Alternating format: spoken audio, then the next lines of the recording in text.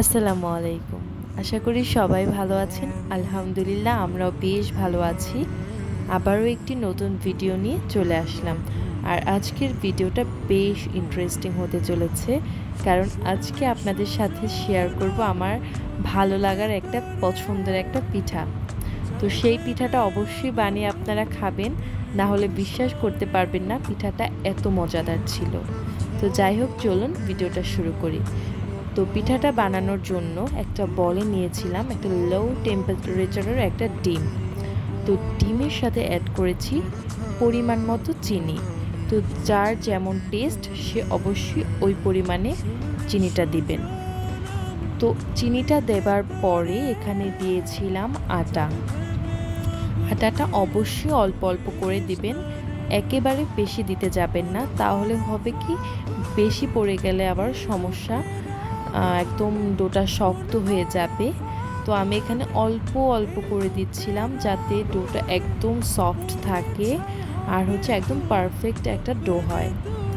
আর যেহেতু হাতে লেগে লেগে যাচ্ছিল, যে কারণ এখানে আমি যেহেতু চিনি দিয়েছিলাম, তো এর জন্য একটু পরপর আমি এখানে তেল দিয়েছিলাম আর তার সাথে অ্যাড করেছিলাম লবণ।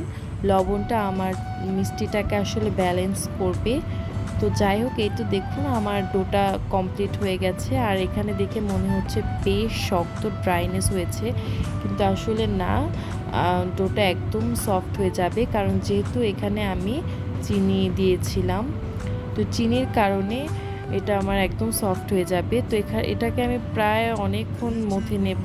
তো মথে নেবার পরে একদম সফট হয়ে যাবে। আর হ্যাঁ, এখানে আমাকে কাজে সাহায্য করছিল আমার শাশুড়ি আম্মু। তো ওনাকে আমি আসলে বলে বলে দিচ্ছিলাম কিভাবে কি করতে হবে, আর উনি আমাকে অনেক হেল্প করেছিলেন। আসলে উনি আমাকে প্রতিটা কাজেই বেশ হেল্প করেন। তো এই তো খুব সুন্দর করে এরপর এটা বেলে নিচ্ছেন। আর রুটিটা বেলতে গেলে এখানে কোনো এক্সট্রা আসলে আটা ব্যবহার করব না। তো এখানে দুই পিস এপিঠ আর ওপিঠে সুন্দর করে তেল মেখে নিয়েছিলেন, তারপরে রুটিটা সুন্দর করে বেলে নিচ্ছেন। আর যারা আসলে রুটি বেলতে একদমই পারেন না তাদের জন্য এটা একদম সহজ হবে, যে যেভাবে পারেন বেলে এরপর কাটতে হবে রুটিটা, ব্যাস। তো যাই হোক, রুটিটা একদম পাতলাও বেলা যাবে না, এখানে একটু মোটা রাখতে হবে রুটিটা।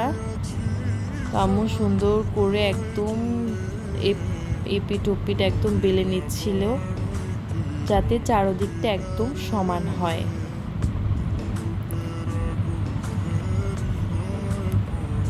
তো আমাদের রুটি বেলাটা একদম কমপ্লিট হয়ে গেছে। এরপর নিয়েছিলাম একটা মুখা। তো এখানে হচ্ছে তেল ব্রাশ করে নিচ্ছিলাম, খুব সুন্দর করে তেলটা ব্রাশ করে নিয়েছিল। আর এরপরে কিভাবে কাটবে তো সেটা আমি আসলে দেখিয়ে দিচ্ছিলাম। এটা একদম হবে হচ্ছে কি একটা মনের অর্ধেক, অর্ধেক মন যেমন হয় তো সেম ওরকম হবে। মুখাটাকে একদম খামিরের রেখে তারপর অর্ধেকটা পুরো কাটতে হবে। তো আসলে এটা দেখেই বুঝতে পারবেন কিভাবে করেছি। আর এই তো এখানে আমি পিঠাগুলো একদম লালচে লালচে করে ভেজে নিচ্ছি। আর এই তো দেখুন পিঠাগুলো একদম মনে হচ্ছিল চাঁদ যেন আমার ঘরে চলে এসেছে। আর যেমন দেখতে সুন্দর ঠিক তেমনই মজাদার। তো অবশ্যই পিঠাগুলো বানিয়ে খাবেন। আমার পছন্দের একটি পিঠা, আমার বেশ পছন্দের একটি পিঠা।